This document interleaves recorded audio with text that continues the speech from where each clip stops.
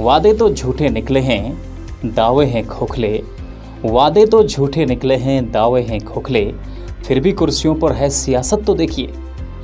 तब्दीलियों के नाम पर कुछ भी नया नहीं, तब्दीलियों के नाम पर कुछ भी नया नहीं। बनने को बन गई है सियासत को तो देखिए। जनकवि बल्ली सिंह चीमा की लिखी गजल की ये लाइनें उत्तराखंड के हालात पर सटीक बैठती हैं। नमस्कार, मैं हूं प्रदीप सेक्रियाल, आप देख रहे हैं न्यूज़ पीटीएस टीवी। आज के इस अंक में उत्तराखंड स्थापना दिवस के अवसर पर हम उत्तराखंड के हालात पर आज करेंगे विश्लेषण और साथ ही आपको जनपद पिथौरागढ़ के कुछ सामाजिक कार्यकर्ताओं और कुछ राज्य आंदोलनकारियों की बातें भी आपको सुनाएंगे कि उनका उत्तराखंड राज्य को लेकर क्या मत है। लेकिन उससे पहले देख लेते हैं आज की खबरें। पिथौरागढ़ की समस्त देवतुल्य जनता को जिला पंचायत पिथौरागढ़ परिवार की ओर से दीपावली की हार्दिक शुभकामनाएं। कोविड-19 के दिशा निर्देशों का पालन करते हुए आइए आज हम इस दिवाली को मनाते हैं। आपको शुभ दीपावली। राज्य स्थापना दिवस के मौके पर आज उत्तराखंड क्रांति दल के कार्यालय में एक गोष्ठी का आयोजन किया गया। राज्य स्थापना के 20 वर्षों में राज्य में बढ़ी बेरोजगारी, भ्रष्टाचार, पलायन आदि पर चिंता व्यक्त किया गया। वक्ताओं ने कहा कि राज्य सरकार के कार्यक्रमों में राज्य आंदोलनकारियों को बुलाकर सम्मानित किया जाना चाहिए। ऐसा नहीं हो रहा है, जिससे राज्य आंदोलनकारियों में आक्रोश है। उत्तराखंड राज्य के 21वें स्थापना दिवस पर विकास भवन पिथौरागढ़ में आज कार्यक्रम का आयोजन किया गया, जिसमें मुख्य अतिथि KMVN के अध्यक्ष केदार जोशी मौजूद रहे। उन्होंने कहा कि प्रदेश सरकार त्रिवेंद्र रावत के नेतृत्व में विकास के पथ पर आगे बढ़ रहा है। इस दौरान डीडीहाट विधायक बिशन सिंह चुफाल, जिलाधिकारी डॉक्टर विजय कुमार जुगदंडे, मुख्य विकास अधिकारी सौरभ गहरवार, नगर पालिका अध्यक्ष राजेंद्र रावत सहित तमाम लोग मौजूद रहे। धारचूला से विधायक हरीश धामी ने आज जिलाधिकारी के माध्यम से प्रदेश सरकार को ज्ञापन भेजकर आपदा प्रभावितों को मुआवजा देने तथा पुनर्वास की मांग की है। उन्होंने प्रदेश सरकार से आपदाग्रस्त क्षेत्र धारचूला मंचारी के साथ सौतेला व्यवहार न करने की अपील की है। मैं काफ़ी समय जो है क्षेत्र से बाहर रहा हूँ, कोरोना के उससे जो है मैं क्षेत्र में नहीं आ पाया, लेकिन अब मैं क्षेत्र में आया तो उनके साथ बैठ के हम रणनीति बना रहे हैं। पहले हम पिथौरागढ़ तक जो है पदयात्रा करेंगे और पिथौरागढ़ से जो है देहरादून जाएंगे और वहाँ वो मुख्यमंत्री आवास के बाहर जो है हम उपवास करेंगे और प्रदेश के ये तानाशाहपूर्ण जो मुख्यमंत्री है उसकी कुंभकर्णी नीति से उसको जगाने का हम यहाँ पर काम करेंगे और जो प्रभावित हैं उनकी लड़ाई को हम लड़ के भी जो है उनके अधिकार दिलाने का काम करेंगे। धारचूला के एक छोटे से गांव तांकोला निवासी राजेंद्र सिंह को भाजपा प्रदेश संगठन में प्रदेश मंत्री का पद मिलने के बाद पहली बार उनके धारचूला आगमन पर बीजेपी कार्यकर्ताओं एवं अनवाल समुदाय के लोगों ने उनका जोरदार स्वागत किया। प्रदेश के अध्यक्ष आदरणीय बंशीधर भगत जी, प्रदेश के 2 महामंत्री आदरणीय राजू भंडारी जी, आदरणीय कुलदीप कुमार जी और पूरे प्रदेश नेतृत्व का और जिला नेतृत्व का, जिला अध्यक्ष ब्रेन बल्दिया जी का और जिला नेतृत्व का तहे दिल से आभार व्यक्त करता हूं। धारचूला में SI के पद पर तैनात विजेंद्र शाह की पदोन्नति के उपरांत स्थानांतरण होने पर धारचूला वासियों ने उन्हें सम्मानित कर विदाई दी। साथ ही उनके शानदार सेवा की लोगों ने सराहना भी की।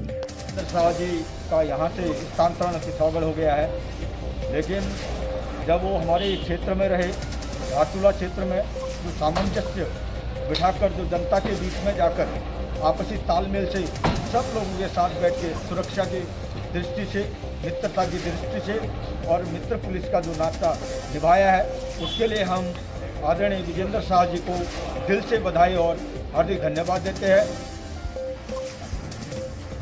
अखिल भारतीय विद्यार्थी परिषद द्वारा आज जिला पंचायत सभागार पिथौरागढ़ में छात्रा सम्मेलन का आयोजन किया गया। वक्ताओं ने छात्राओं को आत्मनिर्भर बनने तथा प्रयत्नशील बनने के प्रति जागरूक किया।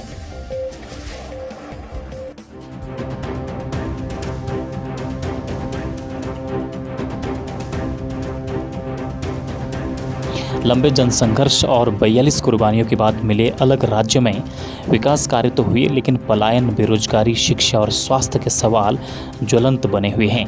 प्रदेश में बेरोजगारी दर में 3 गुना से अधिक का इजाफा हुआ है। पलायन आयोग की रिपोर्ट के अनुसार राज्य के 3,946 गाँव में से 1,18,981 लोग स्थायी और 6,338 गाँव में से 3,83,726 लोग अस्थायी रूप से रोजगार, शिक्षा के लिए पलायन कर चुके हैं। राज्य आंदोलन में गैरसैंण को स्थायी राजधानी बनाने की प्रमुख मांग को दरकिनार करते हुए ग्रीष्मकालीन राजधानी बनाई जा चुकी है। जघन्य रामपुर तिराहा, मुजफ्फरनगर और खटीमा कांड के दोषियों को सजा नहीं मिल सकी है। राज्य आंदोलन के गर्भ से निकले सवालों के जस के तस होने से आंदोलनकारी निराश हैं। मुझे समझ में नहीं आ रहा है कि 20 साल होने के बावजूद भी स्थापना दिवस के बारे में क्या कहूँ। उत्तराखंड क्रांति दल तो बड़ा व्यथित है, बड़ा आक्रोशित है कि इन 20 सालों में कभी कांग्रेस की सरकार रही, कभी भारतीय जनता पार्टी की सरकार रही, और इन सरकारों ने किसी भी दिशा में उत्तराखंड राज्य की परिकल्पना के अनुरूप, राज्य की अवधारणा के अनुरूप कोई काम नहीं किया है। आप शिक्षित बेरोजगारों का मामला लीजिए, शिक्षित बेरोजगारों में उनके स्पष्ट रोजगार की कोई नीति ये तैयार नहीं कर पाए हैं। गैरसैंण राजधानी का मामला है, एक सरकार दूसरे के पाले में उछालती है, वो सरकार उसके पाले में उछालती है।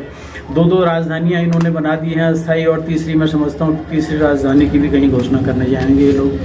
अच्छा, दैवीय आपदा के जो प्रभावित लोग हैं उनके पुनर्वास के लिए ये सरकारें कोई वो नहीं कर पाई हैं।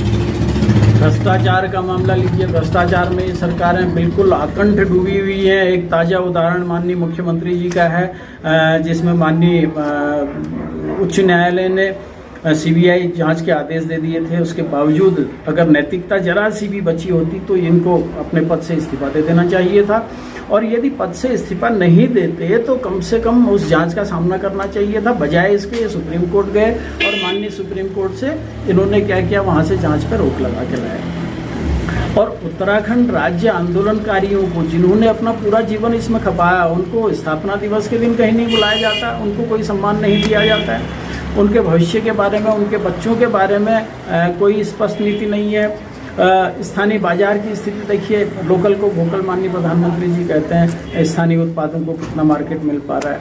इस पर कई चीज़ें हैं, कई समस्याएं हैं। पेयजल का मामला है, स्कूल भवन है, टीचर नहीं है, अस्पताल हैं, डॉक्टर नहीं है, तो कई समस्याएं हैं। बड़ी लंबी बाइट हो सकती है, लेकिन आपका समय केवल 2 मिनट है। मैं इन्हीं बातों के साथ अंत में मैं ये कहना चाहूँगा कि जब तक उत्तराखंड क्रांति दल की सरकार यहाँ पर काबिज नहीं हो जाती है, यहाँ के विकास कार्यों को सही दिशा नहीं मिल पाएगी, और न ही यहाँ के युवाओं के भविष्य के बारे में कोई नीति बन पाएगी। हम तो ये कहते हैं कि एक बार जनता उत्तराखंड क्रांति दल को यहाँ पर मौका दे तो उसके बाद सारी व्यवस्थाएं उत्तराखंड राज्य की परिकल्पना के अनुरूप होंगी।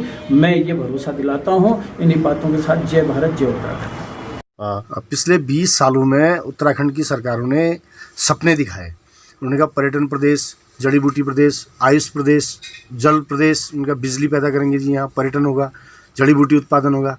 तमाम सपने दिखाए उन्होंने हमको, लेकिन सपने किसी भी सरकार ने पूरी नहीं किए। और इन सरकारों ने क्या किया है कि गांव-गांव तक राजनीति फैला दी है। आज हर घर में अगर पंचायती चुनाव हो रहे हैं, त्रिस्तरीय पंचायत चुनाव हो रहे हैं, तो वहाँ राजनीतिक दल अपने अपने झंडे और डंडों के साथ चुनाव मैदान में उतर रहे हैं। इससे क्या हो रहा है कि पूरी जो पंचायत की जो मूल अवधारणा थी वो ख़त्म हो गई है।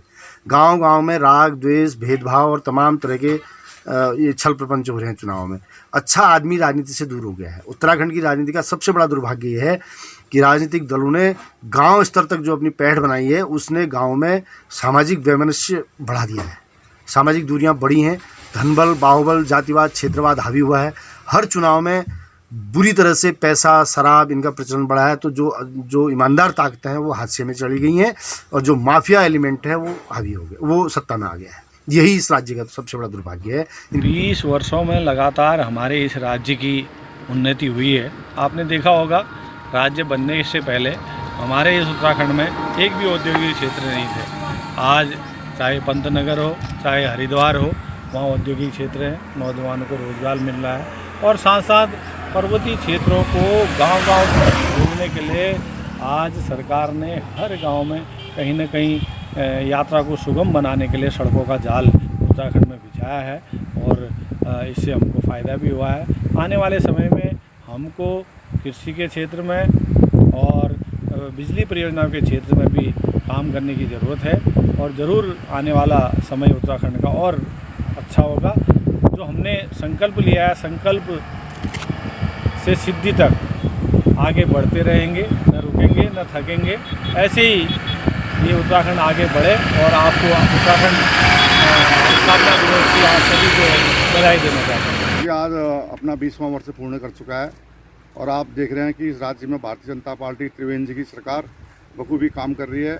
और वास्तव में अभी हमें भारतीय जनता पार्टी की जो सरकार है, जीरो टॉलरेंस की सरकार, क्योंकि ये समय ऐसा है जब एक बच्चा पैदा होता है और 20 वर्ष की आयु के बाद ही उसको संवारा और सजाया जा सकता है, उसका बेहतर भविष्य बनाया जा सकता है। और इस कदम को आगे बढ़ाते हुए इस राज्य के 21वें वर्ष में जो भी राज्य अपने यौवन में पहुंच चुका है, आज जीरो टॉलरेंस की सरकार इस राज्य को आत्मनिर्भर बनाने के लिए, इस राज्य से पलायन और बेरोजगारी को दूर करने के लिए काम कर रही है, जिसके लिए हम त्रिवेंद्र सरकार के आभारी हैं। समस्त प्रदेशवासियों को उत्तराखंड राज्य स्थापना दिवस की हार्दिक शुभकामनाएं। साथियों, 20 साल हो चुके हैं। हमने एक सपना देखा था, उस सपने को पूरा करने के लिए हमारे कई साथियों ने, हमारी माताओं ने, बहनों ने, हमारे दोस्तों ने, हमारे साथियों ने अपनी शहादत दी और उस शहादत के बाद हमने ये राज्य पाया। आज 20 साल का ये राज्य हो चुका है। 20 साल के इस राज्य में कई सरकारें आई हैं और गई हैं, लेकिन आज भी हमारे उत्तराखंड की जो दशा है, शिक्षा, स्वास्थ्य और रोजगार जो मुद्दे हैं वो हाशिए में हैं। बहुत दुख होता है आज यह सोचकर कि शहीदों के सपनों के उत्तराखंड को हम कब पूरा कर पाएंगे। आज संकल्प का दिवस है, हमें ये संकल्प लेना चाहिए और राज्य की दशा और दिशा में पूरी शिद्दत और ईमानदारी के साथ काम करना होगा। सभी प्रदेशवासियों को प्रणाम और उत्तराखंड जो हमारा प्यारा प्रदेश है, देवभूमि है, उसके स्थापना दिवस की बहुत बहुत बधाइयाँ। आज वास्तविक रूप से हमें 2 दशक पूर्ण हो चुके हैं, लेकिन कुछ प्रश्न जो बहुत ज्वलंत मुद्दे हैं वो हमारे सामने आज भी उसी तरीके से खड़े हो रहे हैं जैसे आज से 20 साल पहले थे।